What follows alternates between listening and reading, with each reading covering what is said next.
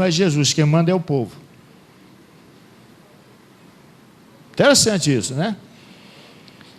E Jesus, ele anda entre os 7 candeeiros, ele passeia entre os 7 candeeiros. Você sabe o que quer dizer isso?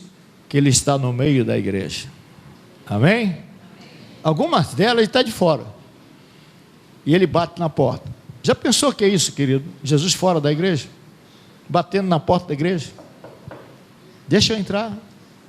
Se você deixar eu entrar, eu vou cear contigo e você vai cear comigo.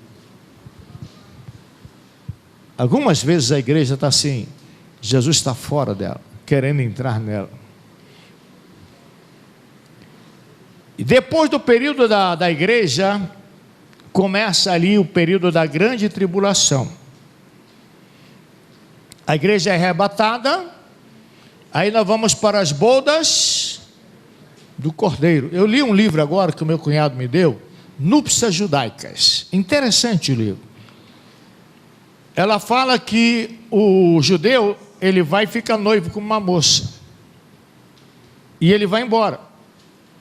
Depois ele volta, pega a noiva e casa com ela e leva a noiva para o quarto nupcial que está na casa do pai do noivo. Em hebraico chamado de Rupá. Então, o noivo vem, pega a noiva e leva para o aposento. E sabe quanto tempo dura uma núpcia judaica? 7 dias. Lembra do que eu disse? Um dia igual a um ano. Então, quantos anos vai durar a núpcia do Cordeiro de Deus? 7 anos. Então, a igreja, ela não passa pela tribulação, ela sobe e vai para essa grande festa. Vai ter uma festa no céu, desviado não pode entrar. Que pena, que pena, que pena se faltar você. Esse é um gospel brega de 40 anos atrás.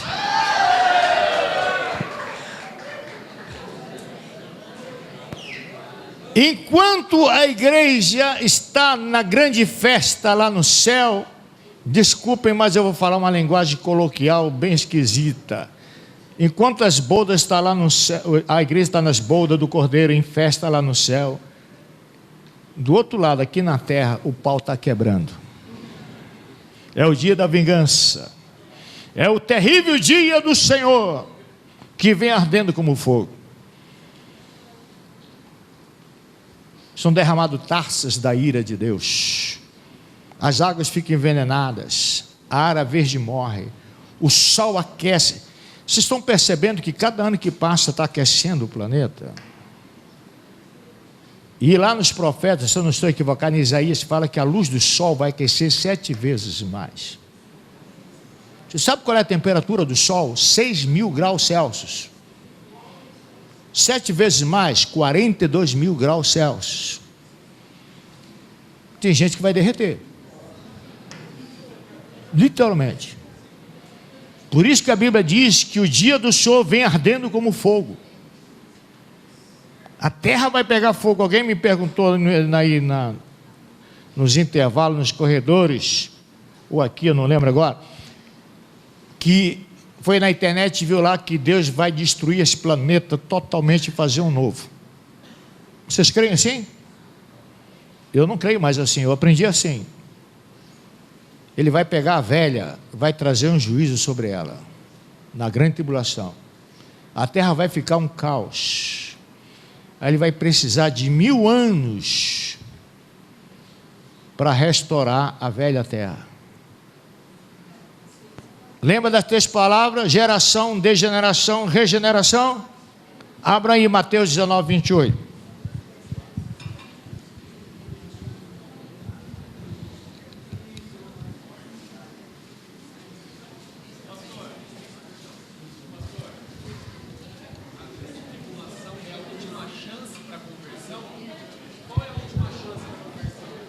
A pergunta do colega: qual é a última chance para se converter, fazer parte da igreja.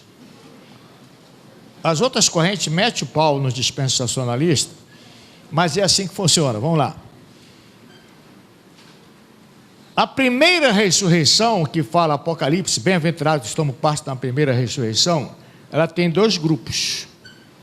A igreja que é arrebatada vai para as bodas. Só que durante a grande tribulação, o evangelho vai ser pregado. Aí alguém pergunta, mas como que as pessoas vão se converter se o Espírito Santo vai subir com a igreja? Antes que vocês perguntem, eu já estou dizendo o que vocês iam perguntar. Resposta: quem agia no Velho Testamento se o Espírito Santo não estava na terra? Quem que ungiu os reis, os profetas e os sacerdotes? O Espírito Santo. Então ele vai agir na grande tribulação como ele agia na dispensação passada.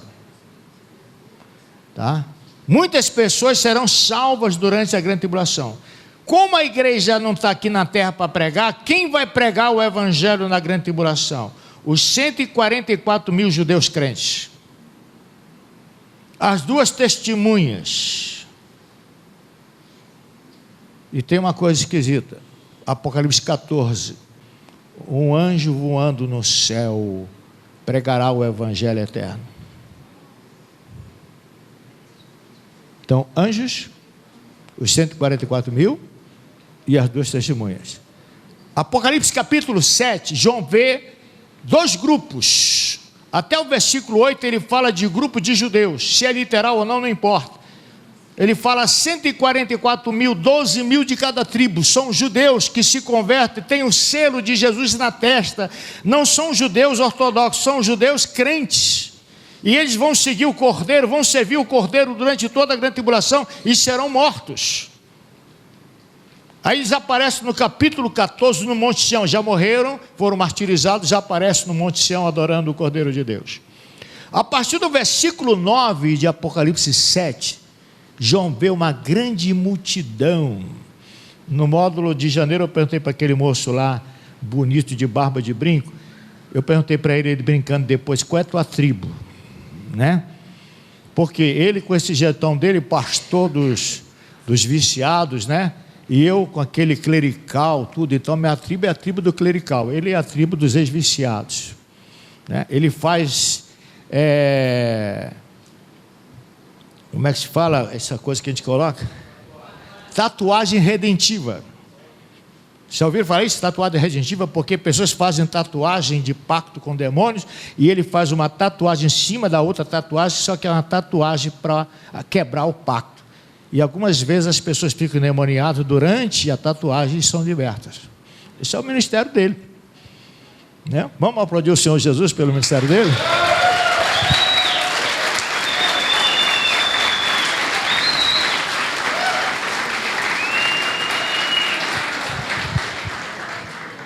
Continua aí, viu, nesse teu ministério aí. Já me perdi aqui.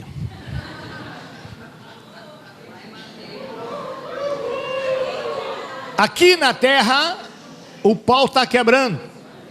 As taças, as trombetas. Juízo de Deus sobre a face da terra. Até culminar com Armagedon. Então, do capítulo 6 até o capítulo 19, você tem o dia da vingança, a grande tribulação. Sim, eu estava falando da Apocalipse 7. Aí João vê uma multidão vestidas de branco, de todas as nações, de todas as tribos. Ele está falando de gentios. O primeiro grupo era de judeus. O segundo grupo de... E um ancião chega perto de João. João, quem são esses aí? João, não sei. Tu sabes. Sabe o que o ancião fala? Estes são os que vieram da grande tribulação. São os salvos que vão aceitar Jesus durante a grande tribulação. Milhares de milhares. E esse pessoal vai ser morto. Porque o anticristo vai ter um sistema econômico monetário que vai obrigar todo mundo a ter a marca. Não vou entrar em detalhe dessa marca aí, pode ser qualquer coisa da modernidade, né? Chip, código de barra, sei lá o quê, porque hoje em dia você não consegue mais ficar isolado, né? Como é que a federal pega um bandido? O cara some aí, no primeiro dia que ele passa o cartão para sacar o dinheiro, a federal já sabe onde ele está. Então o anticristo ele vai usar esse sistema que vai estar mais aperfeiçoado para dominar o mundo. Então os crentes vão acabar sendo mortos. Por isso que lá em Apocalipse 20 fala assim, que não aceitaram a marca da besta, morreram e ressuscitaram e reinaram com o Cristo por 1000 anos. Então tem a igreja arrebatada, e depois tem, no final da grande tribulação, quando Cristo está descendo com a igreja, esses mártires da grande tribulação estão ressuscitando para se encontrar com a igreja, para reinar na terra durante todo o milênio. Tá ok? E Mateus 19, 28, que eu mandei vocês lerem aí, diz o quê? Jesus fala com os discípulos: vocês que me seguiram, os 12, na regeneração, vocês se sentarão em 12 tronos para governarem as 12 tribos de Israel. Quem é o rei do reino? Jesus. Ele vai restaurar Israel. Atos 1,6. É tempo de restaurar o reino de Israel. Ele disse assim: não buscava saber o tempo. Um dia ele vai restaurar Israel. A milenismo, pós-milenismo, pré-milenismo histórico não crê nisso, só nós. E quando ele restaurar o reino de Israel, ele vai precisar de pessoas governando com ele aqui na terra. Aí vocês estão vendo que cada discípulo, cada apóstolo vai se sentar no trono em Israel, e cada um vai governar uma tribo. Não está no programa para falar, mas abram aí Ezequiel 37, de 24 a 28. Ezequiel 37, 24 a 28. Eu estou falando de Apocalipse, daí eu vou para Ezequiel, né?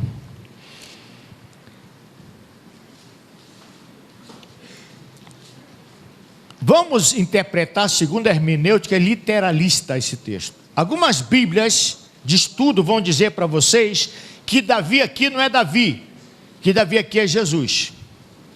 Algumas bíblias de estudo vão dizer isso no rodapé. Eu peço para vocês, vocês podem não concordar comigo, eu só estou pedindo para vocês interpretarem comigo literalmente. Vamos lá. O meu servo Davi será rei sobre eles. Eles quem? Quando você for ler a Bíblia, pergunte assim: com quem Deus está falando? Com a igreja, com os gentios ou com Israel? Com quem Deus está falando aí? Com Israel. Então o texto está dizendo que Davi vai reinar sobre Israel. Não está dizendo que ele vai reinar sobre todo o planeta Terra. Então esse Davi aqui é Davi, não pode ser Jesus. E eles terão um só pastor e andarão no meu juízo, guardarão meus estatutos e os observarão. Habitarão na terra, herece Israel, que dei a meu servo Jacó, em que habitavam vossos pais, habitarão nela, eles e seus filhos, filhos dos seus filhos, por quanto tempo? Para sempre. Deus deu aquela terra de Israel para eles como possessão perpétua.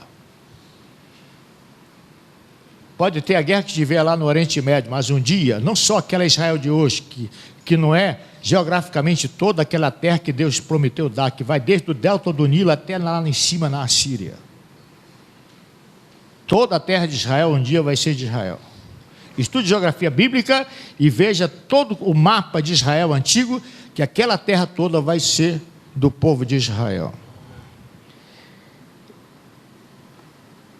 E habitarão na terra que dei ao meu servo Jacó, em que habitavam vossos pais, habitarão nela, eles, seus filhos e filhos de seus filhos, para... E Davi, meu servo, será o quê? Meu príncipe. Quem é o rei? E quem é o príncipe? Davi, sobre Israel. Agora emende isso aí com Mateus 19, 28. Davi vai ser rei, só que ele vai ter 12 ministros para cada um governar uma tribo. Coisa maravilhosa isso aí, né? Continuando. E farei com eles, os judeus, uma aliança de paz. Será uma aliança eterna, perpétua. E os estabelecerei e os multiplicarei, e porei o meu santuário. Que santuário é esse? Será algum santuário que os judeus vão reconstruir? Lamento dizer para vocês que não. Os judeus vão reconstruir o templo antigo, o anticristo vai profaná-lo, e Jesus vem para santificar o santuário, e durante o milênio vai ser construído um outro santuário, maior que o santuário de Salomão. É só ler Ezequiel de 40 a 48. Vai ter um santuário maior do que aquele antigo de Salomão. Tá? E agora a Bíblia está dizendo: porém meu santuário no meio deles, dos judeus para sempre. Que santuário? É um santuário de Deus, não é um santuário feito por mão humana. Que santuário é esse? É a nova Jerusalém que desce do céu. Isso era para anotar na Bíblia, no papel, senão vocês vão esquecer. Porém meu santuário no meio deles para sempre, o meu tabernáculo estará com eles, eu serei o seu Deus, eles serão meu. Olha o 28, e os gentios, Davi vai reinar sobre Israel por quanto tempo? Por quanto tempo? Eternamente. Agora olha o 28, e os gentios, durante o tempo eterno, saberão que eu sou o Senhor que santifico, separo a Israel, quando estiver meu santuário no meio deles para... Por isso que eu falei para vocês que mesmo depois do milênio vai ter gentios na face da terra, que Deus vai tirar deles a natureza pecaminosa, eles vão comer, Apocalipse 22, 2, vão comer das folhas da árvore da vida, vão viver eternamente como Adão viveria se não tivesse pecado e tivesse comido da árvore da vida. E a igreja reina sobre eles. Nós vamos reinar sobre eles. Amém? Então, esse período do capítulo 6 até o capítulo 19 é o período da grande tribulação. 7 selos, 7 trombetas, 7 trovões, 7 taças. E toda aquela coisa que está lá, que não vão ler tudo isso, que não dá tempo, vai acontecer durante esse período, o dia da vingança do nosso Deus. Decoraram isso? O que é o ano aceitável do Senhor? É o período da graça. E o dia da vingança? Agora abram aí Isaías 34, versículo 8.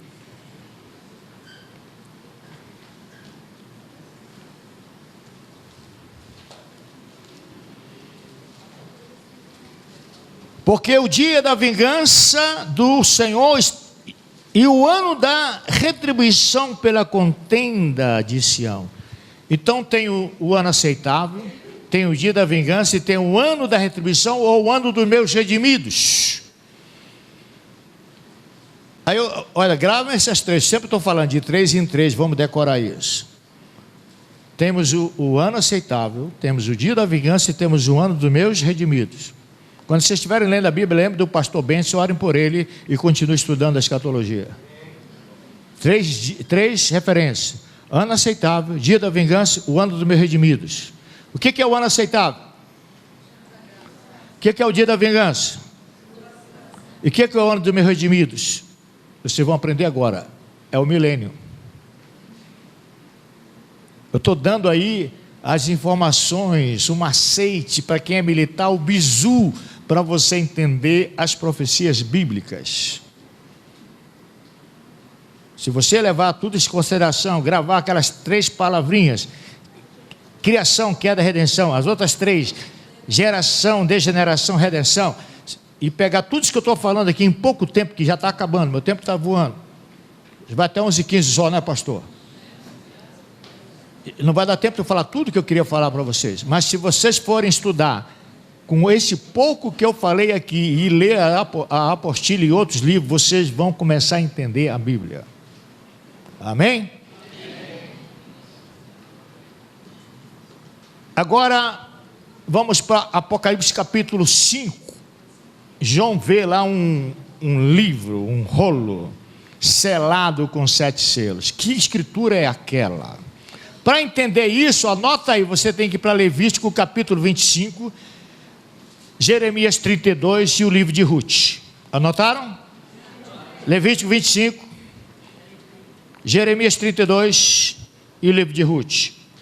O que esses textos falam? Falam da doutrina do Goel. O que é o Goel? O parente remidor. Deixa eu falar rapidamente sobre isso para vocês entenderem Apocalipse 5. Em Levítico, quando um judeu vendia a terra, porque ele não podia vender a terra definitivamente, eram feitas duas escrituras, uma selada e uma aberta. A selada com 7 selos. A selada ficava na mão do juiz, como sinal de que a terra tinha direito ao resgate. O judeu tinha 3 maneiras de resgatar a terra. Primeiro, ele trabalhava, calculava quantos anos falta para o ano do jubileu, e transformava isso em ciclos de prata, pagava e resgatava a terra. Mas se ele mesmo trabalhando não tivesse dinheiro para resgatar a terra, ele tinha o direito de apelar para um parente rico, cheio da grana, e aquele homem tinha a obrigação de resgatar a terra do seu parente pobre. E esse homem era chamado de Goel. Goel. Então, o judeu ele podia trabalhar, apelar para o parente remidor. Se não tivesse parente remidor, ele era obrigado a chegar e esperar o ano de jubileu.